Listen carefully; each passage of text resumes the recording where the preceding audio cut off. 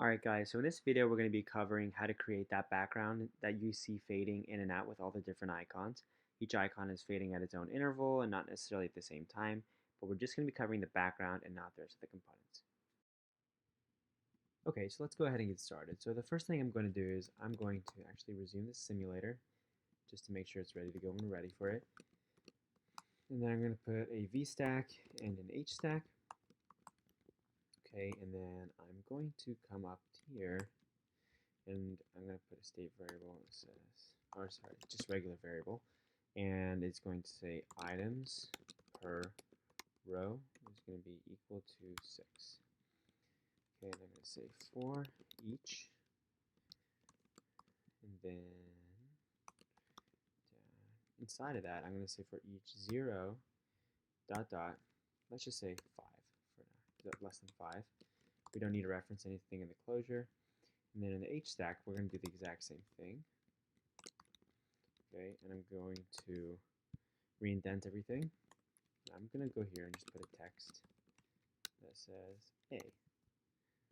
Okay, and let's click try again and let's see what we get. So what we should get is we should get 5 rows, and each row should have 5 A's. And they should all be distinct, different texts. And there you go. So 5 rows of 5 A's. That's exactly what we were hoping for. So the next thing I'm going to do is for each of those, I'm going to say that the spacing is 0. I'm going to put that for both of them. That'll bring all of them closer together. Perfect. Okay. And then instead of saying for each like that, I'm going to say for each up to the number of items per row.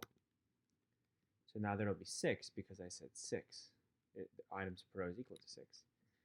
It's going to want us to do self dot because we're inside of the closure. The closure we're in is this closure, this for each, okay? So now we should get 6 back to back. That was silly. We didn't have anything inside of there. That's okay. So we're going to just put something else inside of there for now because that's what we're going to need to do anyway. I'm going to put 6 images, and they're going to be the time-lapse SF symbol. Okay, and so we should have 6 of those.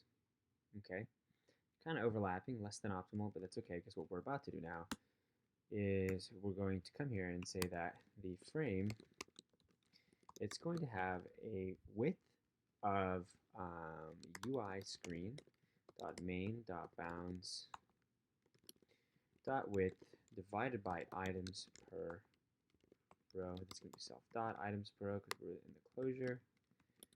Okay, and we're going to say the height is going to be the exact same thing. So now each of those should be a square. Yes, those need to be CG floats because technically that's an int up here. It needs to be a CG float. There we go. So we have 6 rows, and each one of these is a perfect square now.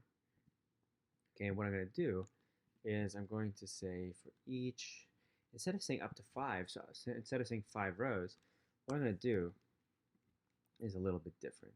I'm going to do for each, and then I'll say, let's just say get number of rows. And it's going to spit back another int. And it's going to say return, and we'll say, I guess the best thing to do would be return the UI screen dot main dot bounds dot height, and we'll divide that by items. Actually, we're going to divide it by this right here. So we can just come up here. We'll say let height per item equal the width of the screen, because these are squares, right? The width of the screen divided by items per row. Okay. And so then I'm going to say that the actual number of rows we need is going to be however many will fit on the screen. So I'm going to take the height and I'm going to divide it by height per item. Okay. And what it's going to say also, we need to turn that whole thing into an int now. Okay. So for instance, if this was, let's pretend this was 1,000, it's going to say, oh, well, the height per item, if the width of this here was, let's say 240, then, and I have 6 items per row, then each item was equal to 40 in width, therefore is also equal to 40 in height because it's a perfect square. So that means that if this whole thing was, let's say, 1,000 tall, then I can do 1,000 divided by 40, which is equal to 25, and that's how the number is determined. So I'll come up here and I'll say get number of rows. So now I'll execute that function when determining how many rows to put forward. Okay, and I can almost guarantee we're going to be 1 row short, but there's a chance we won't be. It really depends on how perfectly everything divided through. Okay. Try again. There we go. Yeah, it is technically just 1 row short, okay, because that's why we have the space here. And the reason is because, for instance, let's pretend that the whole thing was 1,000, right? And we had items that were 51 in height. So instead of being a perfect 20 inwards, it probably could take 19.7 or something like that. And it rounds down, so we got 19 instead of 19.7. So odds are it rounded down, not up. And so I'm just going to go ahead and say the whole thing plus 1. Or sorry, right here, plus 1. Perfect. Now we should get that extra row. And that looks good to me. So we have pretty much all the items. What I want is I want them to be able to kind of fade in and out at random intervals. So I'm going to come here and I'm going to say for each one of those, let's say for each, dot opacity.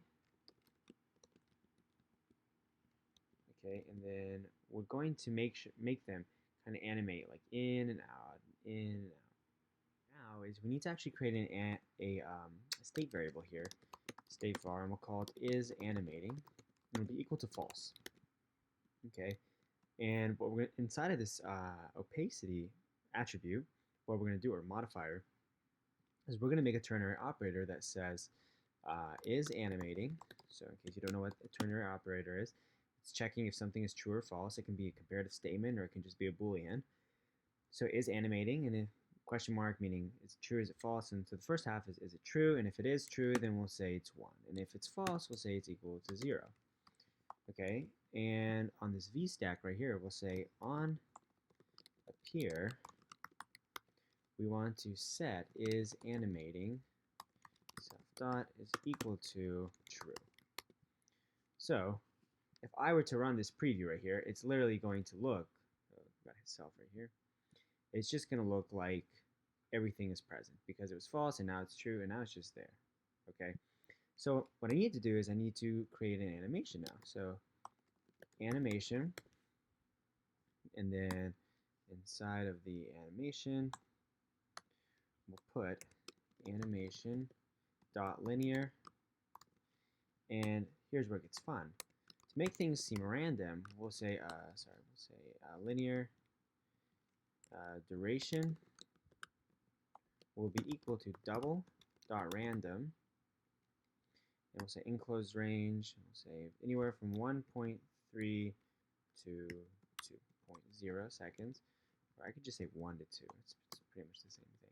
So it picks a random double anywhere in that range. And then I can say that it's going to have a delay here of 0, somewhere between 0 and 2 as well. So sorry, I gotta do the same thing. So double dot random. I want it to look cleaner, so I'm gonna do it like that. Double dot random. Make sure I close this up a little bit so you can see the code better. Okay. So the duration is going to look like this, and the actual animation dot linear, that's that modifier. Sorry, I'm just going to change the way things are lined up so they're easier to look at. So that's the duration. Okay, and now this is the delay. Okay, so the delay. And we're going to do the same thing. We're going to say double dot random in 0 dot 1 point, let's say 1.5. Okay, so now let's look at what we have. We have that kind of slowly fading in. Okay, but we want it to go back and forth, right? So I'm going to put this before delay. Okay, and I won't lie to you, I didn't fiddle around to see how the order affects these, but I can only imagine that if I put this auto repeat on first, so auto repeat, we'll say repeat forever with an auto reverse if true. Okay, it's going to continue to repeat in and out, and it'll continue fading The reverse lets it fade back out, and the auto repeat lets it happen over and over. Now, my guess is that if I put the delay first, that it's actually going to auto repeat, including that delay. So we might get this extra delay. Maybe it'll look good, maybe it won't, but I know that this is what I was looking for. So this is perfect for me. And the last thing I want to do is I want to change which icons are where. So that's kind of separate to the animation part of this. And if you're just looking to animate this, and put your own singular image in here, you can stop here and stop watching. But if you want to figure out how to put custom images, we'll keep going right along to that. So what I want to do realistically is I want to do get image. I want to create a new function called get image. So we'll say func get image. Okay, and the function, it'll ask for an index. So we'll say I, and we'll put this will be an int, and it'll spit back out a string. Okay, and what we're going to do there is we're going to say, so we're going to have to use the remainder function. So I went ahead and I took all my icons. Okay, by the way, I got all my icons from flaticon.com. So these are all my little icons, okay? And I named them 1 through 30. Okay, so what am I going to do with that now? Sorry, that got really big really quick. So I'm going to make a return, and I'm going to say,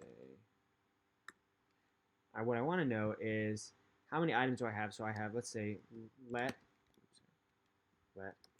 total number of assets equal 30. Okay, and that dictates how many images I created. Okay, and then what I want to do is I want to take I, and I want to divide it by 30. So the difference between this and this, okay, both kind of doing a division style thing. One is checking what the outcome of that division is, and the other one is checking the remainder. So this is saying I divided by 30. This is saying the remainder of I divided by 30. So if I take 0 and I divide it by 30, my remainder is 0. If I take 1 and I divide it by 30, my remainder is 1. This does not return the actual division, just the remainder.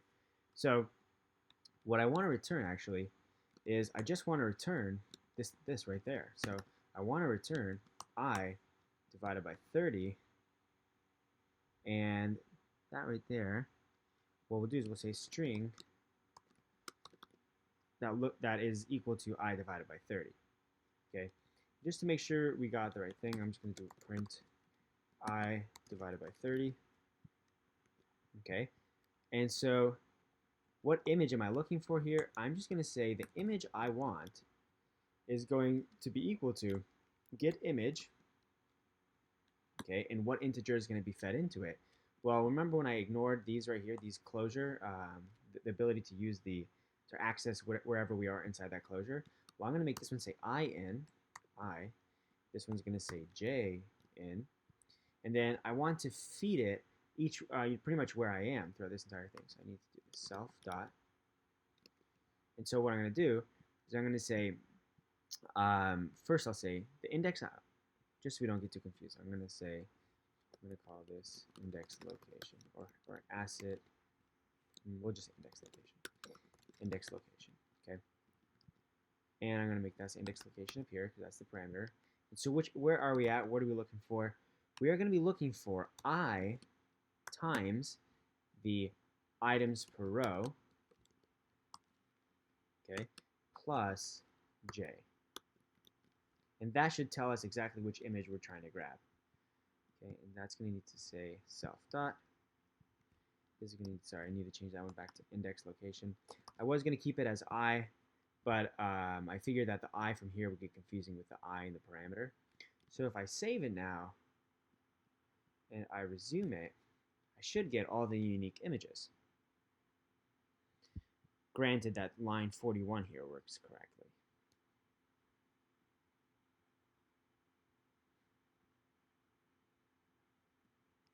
Okay, and actually what I should do is I should just do this. But it really doesn't make a difference for now.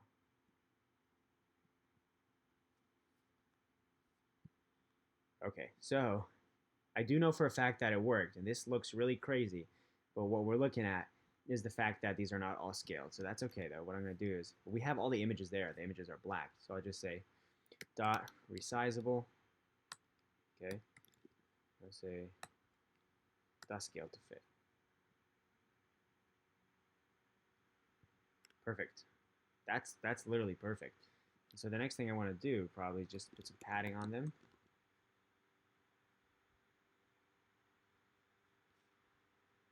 And the last thing now is I didn't name my images starting at 0. I named them starting at 1. So all I'm going to do here is I'm going to come back all the way to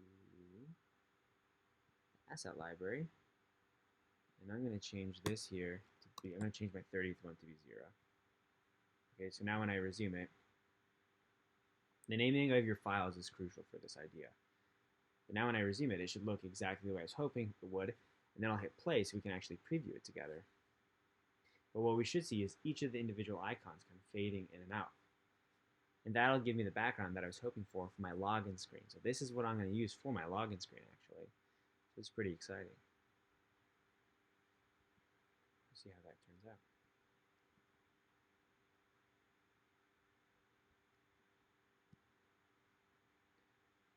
Probably my biggest complaint about the canvas these days is that it actually just takes a little too long to kind of build up. All right, so there's every item I wanted. Now I click play. They should all kind of fade in and out the same way the time-lapse ones were doing. And there you have it. Okay, there's the animated background. All right, guys, thanks for watching. I'll see you in the next video.